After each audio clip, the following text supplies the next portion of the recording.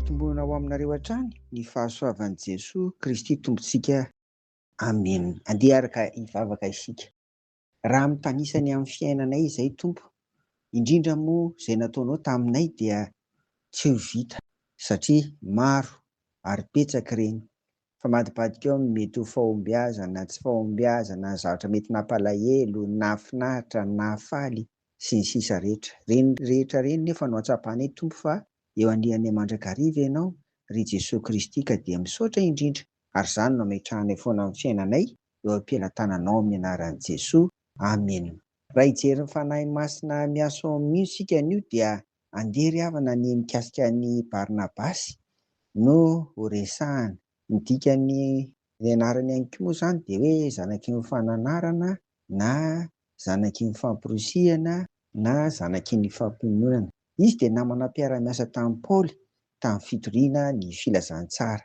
Ny asan'ny apôstôly toko faha 12 andininy faharoa amby roapolo ka hatramin'ny fahaenina amby roapolo no milaza ny momba azy, fa izay ho vakiantsika ry havana dia ny andininy faharoa amby roapolo ka hatramin'ny fahaefatra amby roapolo. Mandeha vakiana amin'ny anaran'i Jesoa izany. Ary noho ireny sofin'ny fiangonana tany Jerosalema, ny amin'ireo dia naniraka ny Barnabasy izy andeha hatrany Antiokia. Ary rehefa tonga izy ka nahita ny fahasoavan'Andriamanitra dia faly ka nananatra azy rehetra haritra iray amin'ny Tompo amin'ny fominy ny fatratra.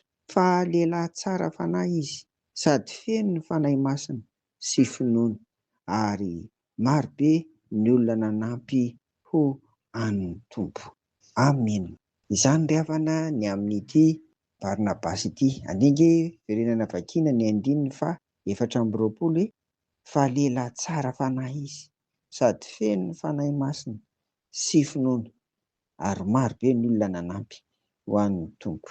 Inona moa izany no ahafahantsika milaza eto, indrindra ny amin'ny hoe miasa ao amin'ino ny fanahy masina, niasa tao amin'ny Barnabasy izy dia ahoana ary? Andonge ho jerentsika fa misy anankitelo izy no azo ambara eto. Ny fanahy masina no namolavola ny toetrany ka nananany an'izay ambara eto hoe hatsaram-panahy. Tsara fanahy izy ary io koa hitantsika fa dia nanam-pinoana ary farany dia tena nanana ilay ataontsika hoe fitiavam-bavaka ry havana.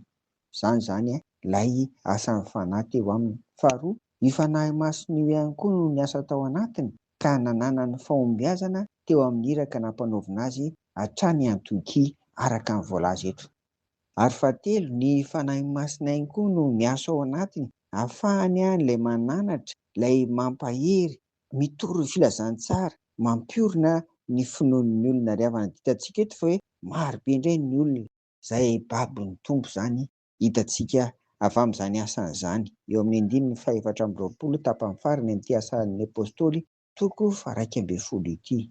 Ry havako, tena feno ho an'izay irahan'Andriamanitra, antsoin'Andriamanitra manao ny asany izany. Izay izany ilay hoe feno ny fanahy masina izay ambaran'ny soratra masina eto. Noho izany ry havako dia izao, ho antsika dia indrindra moa rehefa nomen'ny Tompo andraikitra ao amin'ny fiangonana dia irariana koa mba ho tanteraka amintsika io hoe feno ny fanahy tahaka ny hitantsika amin'ny fiainan'ny Barnabasy io, ka ahombiazantsika ho voninahitry ny Tompo amin'izay andraikitra indrindra ny asa fitoriana filazantsara nomen'ny Tompo ho antsika. Dia ho an'Andriamanitra irery ny voninahitra amin'izany rehetra izany.